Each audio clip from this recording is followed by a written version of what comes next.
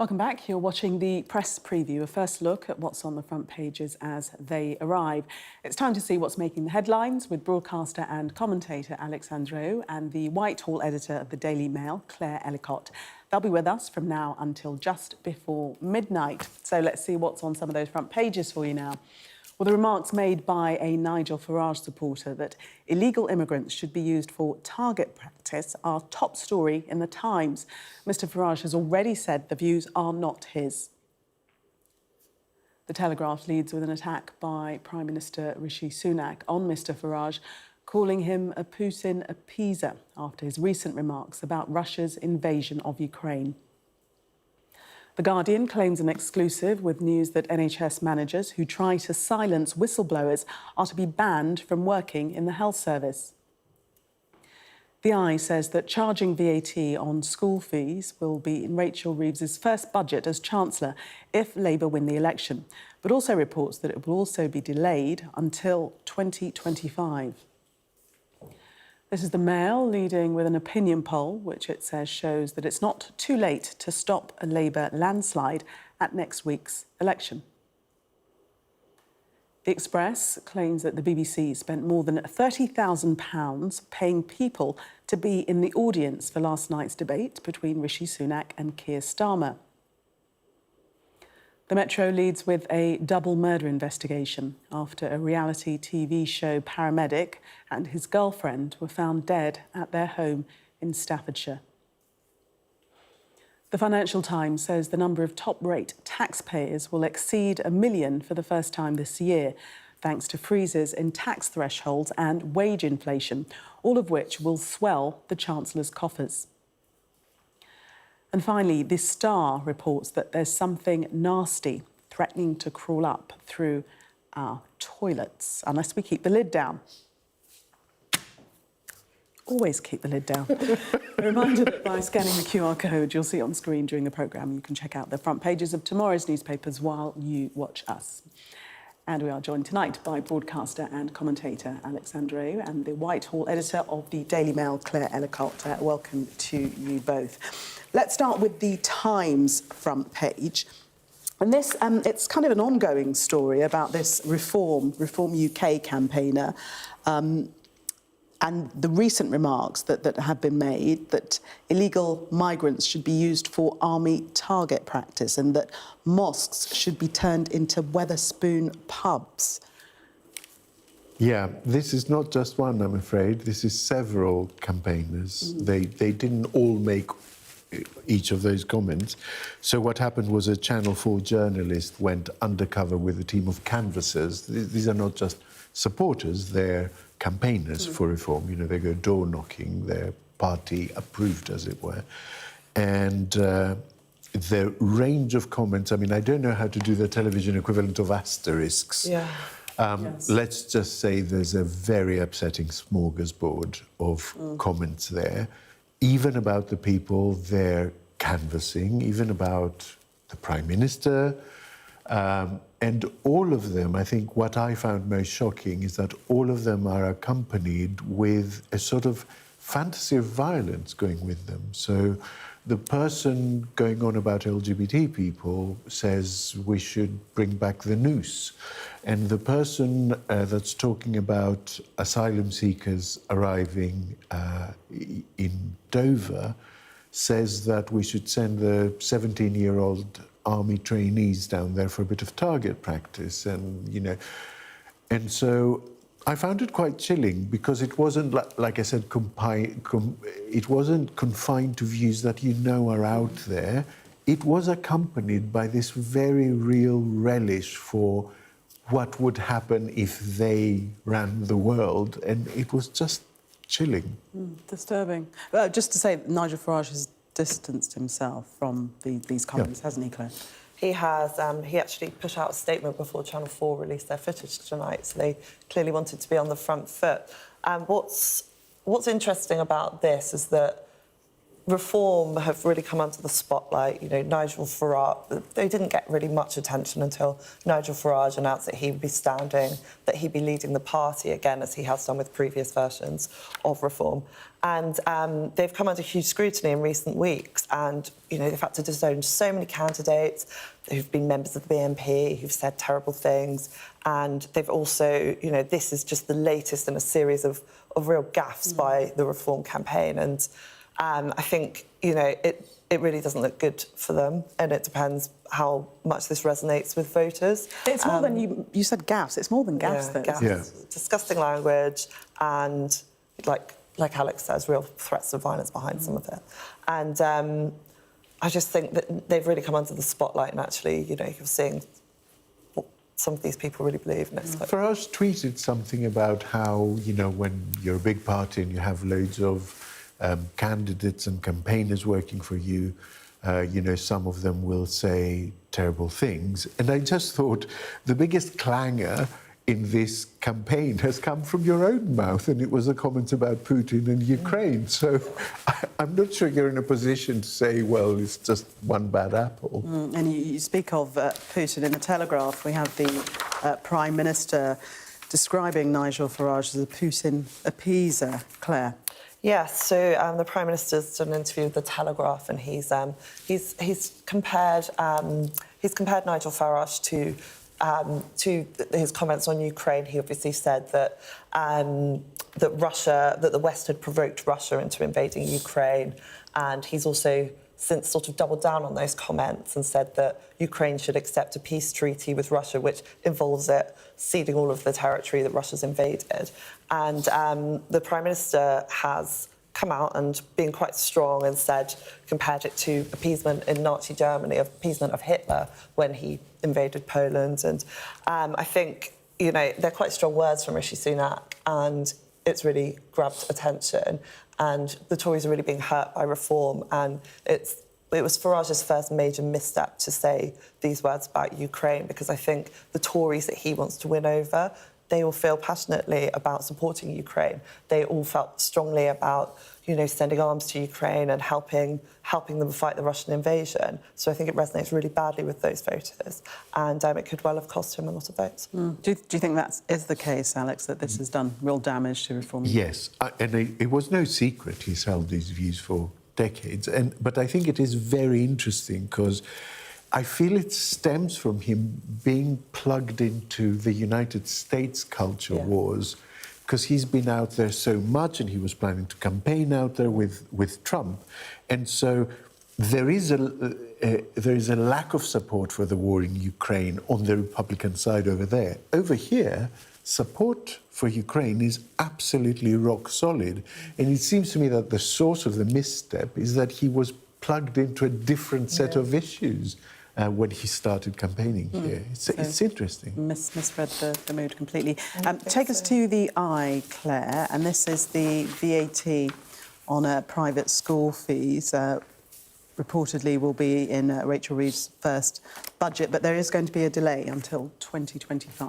Yes, so this is, you know, Labour's flagship policy. It's the one they've really kind of got behind. It's one of the most radical things they've proposed, I think, and there's been a lot of discussion about how much notice schools will get of these changes. They'll have to pay 20% VAT, which at the moment they don't have to pay. And this suggestion that will be in Rachel Reeves' first budget is sending out the message that, you know, Labour are very committed to this. They're not going to back down. It's polling really well. They like the you know, policy. They're going to keep it. But also the reality is you are going to have to give schools probably some time to prepare for this and decide, because you've got people preparing for a school year now. Their children will be starting school in September, and they'll have decided their fees for this year. So you do have to give schools time to prepare. So I guess this is just the reality of this. But there's been a lot of speculation about when this will happen. But it's a clear sign that Labour are very dedicated to this policy. Alex, you've only got about 20 seconds, but do you think Labour will almost definitely hang on to this policy? Yes, there was a fantastic interview with Sophie Ridge earlier on Sky, where I think the motivation behind it came out, and it's like, look, schools have to make difficult decisions all the time in the public sector. You will have to make some too. some relatively easy ones, to cut Chinese private tuition or a hockey trip to Canada. But, schools can absorb these fees ultimately. OK, Alex and Claire, thank you very much for the moment. We're going to take a break. Coming up, we'll be discussing more of the stories from tomorrow's papers, including this on the front of the Telegraph. How Rishi Sunak's Chief of Staff has been interviewed as a witness in an investigation into the Tory betting scandal. Do stay with us for much more.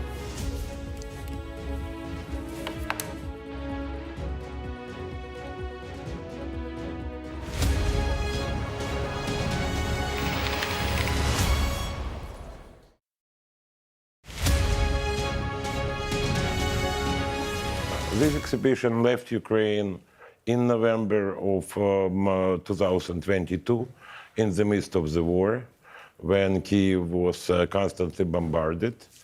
And our idea was to show this art to European public, and at the same time to take it out of harm ways. That was a very complicated operation, I have to tell you, because we made a mistake, because we thought that we are very smart. Russians were bombing Kyiv every week on Monday, and we decided that we will go on Tuesday. And of course, that Tuesday was the most intensive bombardment of the whole Ukrainian territory.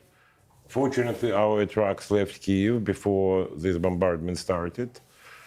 By the end of the day, they reached Polish border. We were ready to open champagne. And in this moment, some straight rocket exploded at the Polish territory. You remember probably that incident, and everybody decided that it's the beginning of the Third World War. Poles closed the border, and our trucks stayed on the border. So it was unbelievable diplomatic effort. Ukrainian diplomats worked telephones. Fortunately, nobody slept in Poland on that night. And in the morning, Polish authorities just flagged our trucks to Polish territory, and they reached Madrid on time. We started in Madrid, then this exhibition came to Cologne, then to the Royal Museum of Fine Arts in Brussels, then to Vienna. In Vienna, it was enlarged 2 times. Then we divided this exhibition. It's made chronologically, so we created know-how of exhibition which could be, separated or attached together. And one part of it, we opened exhibition last week in the National Gallery of Slovakia, and this week people could see it in London. It's covering the first half of the 20th century, from the beginning to 1930s.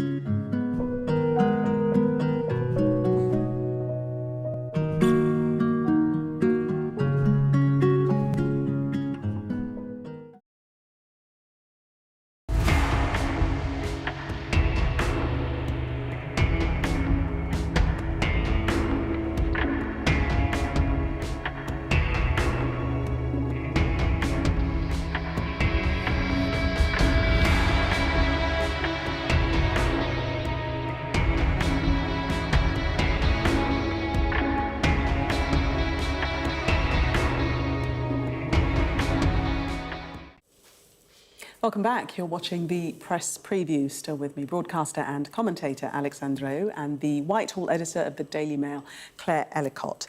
Let's take a look at the Telegraph front page and the ongoing betting scandal. Rishi Sunak's Chief of Staff has been interviewed as a witness by the gambling watchdog, and that's as part of the investigation into the betting scandal. Claire. This is an extraordinary story and it continues to rumble on, doesn't it? It was 2 weeks ago, I think, that we found out the Prime Minister's parliamentary aide had allegedly put some bets on. He admitted this, but he's now being investigated. And we've heard that the police are actually investigating some elements of this. I think there were 5 Tories involved, 5 Tory officials, 7 police officers and 1 Labour candidate.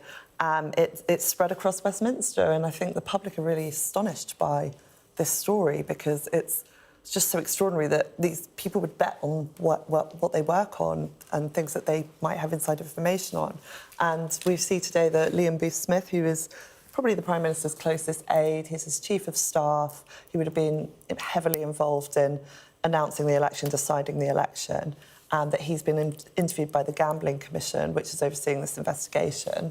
And no doubt that will be to determine how much some of the officials knew when they placed these bets. And hopefully we find out very soon what they did know, because I think the public are furious, rightly, about this story. Yeah, and this has been particularly cutting through with the public, hasn't it? Yeah, because it becomes a perfect summary of lots of other stuff. It becomes a perfect story to tell down the pub that sort of encompasses this whole notion that they're in it for themselves, and also that they think the rules don't apply to them. So it kind of pulls those 2 strings together that go as far back as Partygate and Patterson. Well, Michael Gove himself said it was yeah. reminiscent of Partygate. And so it becomes a sort of perfect little storm. Let's move to the Daily Mail front page, and this poll shows it's not too late to stop Starmer supermajority. Obviously, the Conservatives are very keen on this particular poll. Okay. Yes, so this poll by my newspaper shows that 1 in 10 people are apparently still undecided. Now, every study we've seen shows this huge Labour majority, that it'll be a Labour landslide, bigger than Tony Blair's. This is a really interesting bit of research showing that some people haven't made up their mind. I do wonder, we've got a week to go. Postal ballots have been cast.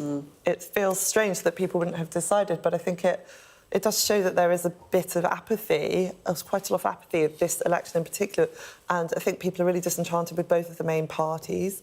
Even though Labour were obviously going to do very well, I think there's not huge amounts of enthusiasm for Keir Starmer. And whether people are hedging their bets, we've got a week to go. We find out tomorrow in a week what the result is. I mean, yeah, it's hard to believe. I really don't. 20 seconds. Are you surprised by that? I really don't like these stories. They make me very, very nervous because everything in my muscle memory is 2015 election, 2016 referendum, 2017 election, and everything in me says something will happen to snatch this away from Labour. Very, very nervous. Very exciting, actually, isn't it, really? Because we think Desperately that need it's... some excitement. Yeah, I mean, a lot of the polls are saying it's Labour, but anything can happen. Anything can happen. Alex and Claire, thank you very much for the moment. Let's take a look at the weather for you now. Well, the next few days will be rather changeable with cooler conditions compared to recently. Friday will start rather windy, especially in the north, where there'll be plenty of showers around. Southern parts of both Britain and Ireland will be largely dry through the morning with sunny spells. Elsewhere, there'll be further showers around, most widespread across Scotland and northern England. The brisk winds will become increasingly confined to the north. Temperatures will be near average for late June, a little below in the west. The afternoon will see showers in the windy north becoming well scattered and mainly confined to northern Britain. Coming up next on Sky News at 11, Rishi Sunak's chief of staff is interviewed as a witness in the gambling inquiry as 7 police officers are investigated.